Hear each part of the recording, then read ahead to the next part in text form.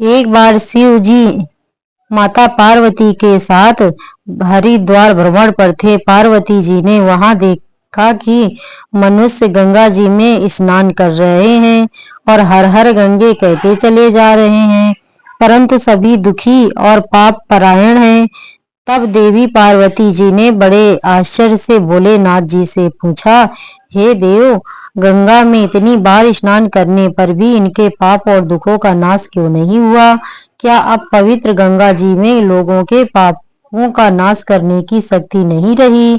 तब भगवान शिव देवी माता पार्वती से कहने लगे, प्रिय, गंगा में तो आज भी वही शक्ति है, परंतु इन लोगों ने पाप नाशनी गंगा में स्नान ही नहीं किया, तब भला इन्हें लाभ कैसे होगा?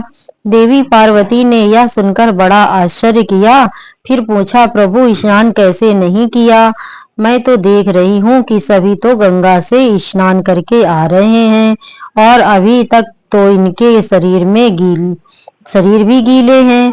तब भगवान शिव ने कहा, देवी, या तो केवल जल में डुबकी लगाकर आ रहे हैं। मैं तुम्हें इनका रहस्य कल समझाऊंगा। अगले दिन बड़े जोर की बरसात होने लगी। सारी गलियां कीचड़ से भर गईं।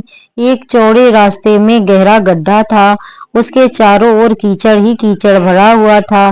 भगवान शिव ने अपनी माया से एक वृद्ध रूप धारण कर लिया और एक दिन विवश की तरह गड्ढे में जाकर ऐसे पड़ गए मानो कोई मनुष्य चलता हुआ गड्ढे में गिर पड़ा हो और निकलने का प्रयास करने पर भी निकल नहीं पा रहा हो। भगवान शिव ने देवी पार्वती को गड्ढे से थोड़ी दूर यह समझाकर बिठा दिया कि देखो, आप लोगों को सुनो सुनो सुनो कहकर पुकारती रहना कि मेरे वृद्ध पति अचानक गड्ढे में गिर पड़े हैं। कोई पुण्यात्मा इन्हें निकालकर इनके प्राण बचाए और मुझ अबला की सहायता करे। भगवान शिव ने कहा, देवी, जब कोई भी मुझे गड्ढे से निकालने के लिए तैयार हो, तब तुम उनसे बस इतना कह देना कि मेरे पति सर्वथा निष्पाप है। इन्होंने अपने जीवन में कभी कोई पाप नहीं किया, इसीलिए इन्हें वही छुए जो स्वयं निष्पाप हो। अगर आपने अपने जीवन में एक बार भी कोई छोटे से छोटा पाप तक नहीं किया हो, तभी मेरे पति को हाथ लगाना, नहीं तो हाथ लगाते ही आप भस्म हो जाएंगे। तथास्तु कहकर देवी पार्वती जी ने गड्ढे के किनारे बैठ गई और फिर आने जाने वाले लोगों को भगवान शिव की सिखाई हुई बात कहने लगी। उधर गंगा जी में नहाकर लोगों के समूह आ रहे थे।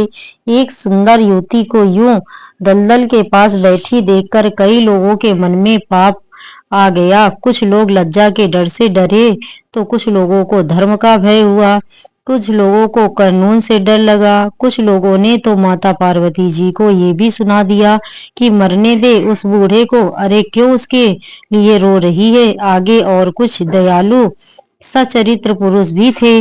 उन्होंने करुणा करके युवती के पति को निकालना चाहा, लेकिन जैसे ही उन्होंने उस वृद्ध को वहां से हटाना चाहा, तभी देवी पार्वती के वचन सुनकर वे भी रुक गए कि जो निष्पाप हो केवल वही छुए, नहीं तो वे भी भस्म हो जाएंगे।